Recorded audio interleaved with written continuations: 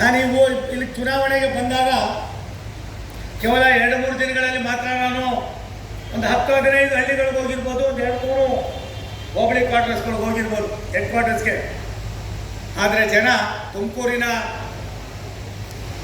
ಇತಿಹಾಸದಲ್ಲಿ ಕಿತ್ತೂರಿನ ಜನ ರಾಷ್ಟ್ರದ ನಮ್ಮೆಲ್ಲರ ನೆಚ್ಚಿನ ಪ್ರಧಾನಮಂತ್ರಿ ನರೇಂದ್ರ ಮೋದಿ ಅವರಿಗೆ ಸುಮಾರು 23,000ಕ್ಕೂ ಹೆಚ್ಚಿನ ಬಹುಮತವನ್ನು ಕೊಟ್ಟು ನನ್ನನ್ನು ಆಯ್ಕೆ ಮಾಡೋದಕ್ಕೆ ಕಾರಣರಾಗಿದ್ದೀರಾ.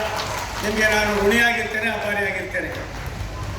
ಶಾರದಾನಗರ ಗೇಟು ನಾನು ಇಲ್ಲಿ ಬಂದಾಗ ಅಲ್ಲಿ ಕಾಫಿ ಕುಡಿತಾ ಇದ್ದೆ. ಯಾವುದೋ ಒಂದು ಹೋಟ್ಲ್ ಇದೆಯಲ್ಲ ಇಲ್ಲಿ ಲೋಕೇಶ್, ಯಾವುದದು ಅದು, ಮತ್ತೆ ಅಲ್ಲಿ ಇನ್ನೊಂದು ಐತೆ ಕೊನೆ ಎಂಟ್ರೆನ್ಸ್ ಎಲ್ಲ ಒಂದು ಐತೆ, ಕೌಸ್ತುಭ ಡಾಕ್ಟರ್ ಕಾಣಿಸ್ತದೆ ಅದು. ಆ 2 ಕಡೆ ಹೋದಾಗ ಜನ ಹೇಳಿದ್ದು ಆ ಶಾರದಾ ಗೇಟಿನ ಏನಾದರೂ ಮಾಡಿ, ಅಲ್ಲಿ ಬಾಡಿಗೆಗೆ ಯಾರು ಜನ ಬರೋರು, ಮನೆ ಕಟ್ಬಿಟ್ಟೆಲ್ಲ ವಾಪಸ್ ಹೋಗ್ತಾರೆ. ಒಂದು ಸಾರಿ ಗೇಟ್ ಹಾಕಿದ್ರೆ ಗಂಟೆ ಆಯ್ತದೆ, ದಿನ ಸಣ್ಣ ಪುಟ್ಟ ಘಟನೆಗಳು ನಡೀತಾ ಇರ್ತವೆ ಅನ್ನೋ ಮಾತನ್ನು ಹೇಳಿದ್ರು. ನಾನು ಕೇವಲ ಶಾರದಾನಗರದ ಒಂದನ್ನು ಮಾಡಿಲ್ಲ, ತಿಮಟೂರು ತಾಲೂಕಿನಲ್ಲೆಲ್ಲ ಇಡೀ ಜಿಲ್ಲೆಯಲ್ಲಿದ್ದಂಥ ಸುಮಾರು 23ಕ್ಕೂ ಮೇಲ್ಪಟ್ಟಿದ್ದಂಥ ಮೇಲು ಸೇತುವೆ ಮತ್ತು ಕೆಳ ಸೇತುವೆಗಳಿಗೆ ಆದೇಶವನ್ನು ಮಾಡಿಸಿ ಇವತ್ತೀಗಾಗಲೇ 10 ಕಡೆಗೆ ನಾನು ಈ ಬುದ್ಧನಿ ಪೂಜೆಯನ್ನು ಮಾಡಿದ್ದೇನೆ.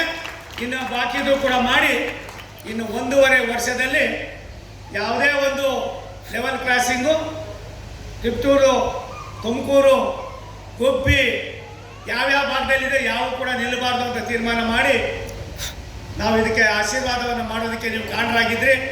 ನಿಮ್ಮ ಆಶೀರ್ವಾದದ ಮುಖೇನ ನಿಮ್ಮ ಋಣವನ್ನು ತೀರಿಸೋದಕ್ಕೆ ಇವತ್ತು ನಾನು ಇಲ್ಲಿ ಬಂದಿದ್ದೇನೆ. ಬಂಧುಗಳೇ, ಇದೊಂದು ಅಪರೂಪದ ಕಾರ್ಯಕ್ರಮ ಅನ್ನೋದಕ್ಕಿಂತ ಹೆಚ್ಚಾಗಿ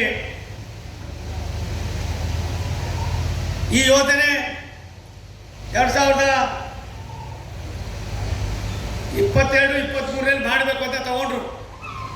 50% ರಾಜ್ಯ ಸರ್ಕಾರ, 50% ಭಾರತ ಸರ್ಕಾರ. ಗಂಗಣ್ಣ ನೀನು ಬಾರ, ನಿಮ್ಮ ಮನೆ ಕಾಯಿನಾಗ ನೀನು ಏನಪ್ಪ ಹಿಂಗೆ ಮಾಡ್ತೀಯಲ್ಲ ಅಂತ ಮಾಡಿ